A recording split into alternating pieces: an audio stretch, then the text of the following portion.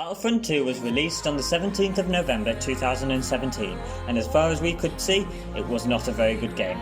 In this video we will find out how the game developers transformed this game into what we consider as an excellent experience.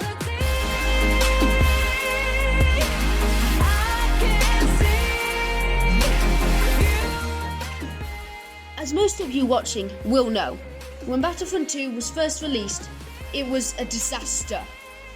EA basically shot themselves in the foot.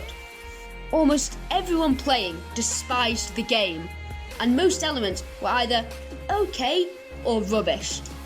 The most controversial and famous problem with the game was the relentless microtransactions. You had to pay to even play the most loved characters, such as Darth Vader, even though it was already a £60 game. This made it feel like a major con for players instead of an uninterrupted, exciting, adventurous experience.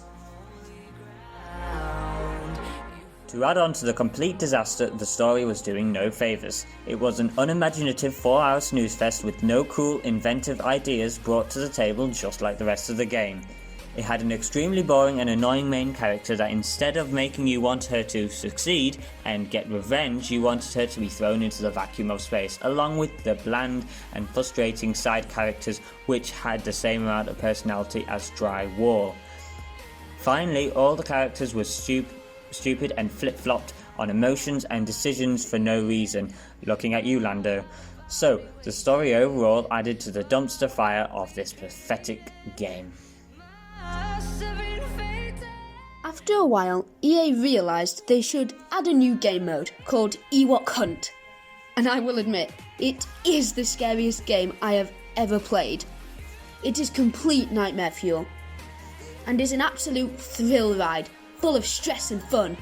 This was possibly the first spark, the first sign that this game could redeem itself.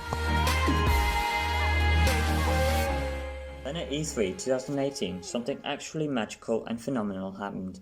EA revealed what they were going to release. This came with the massive and now ionic reveal of Big Boy General Grievous and the god himself, Obi-Wan Kenobi.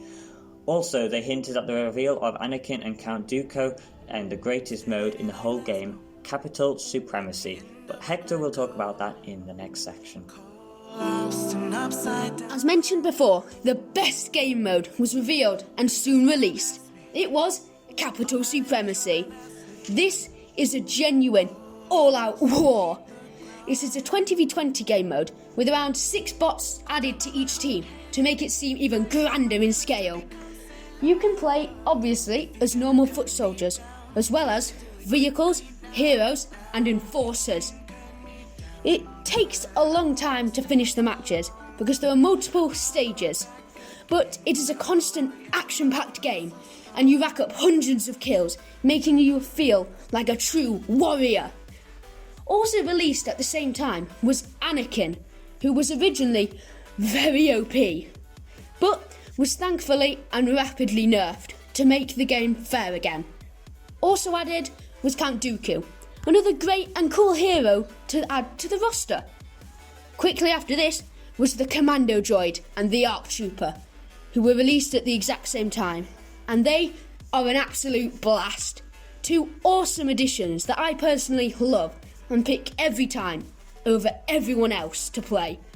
Finally, very recently, the long anticipated Droidicas were released, along with the Republic tank, also known as IFTX, were released to an amazing response.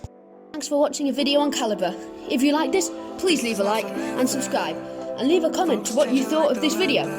Bye!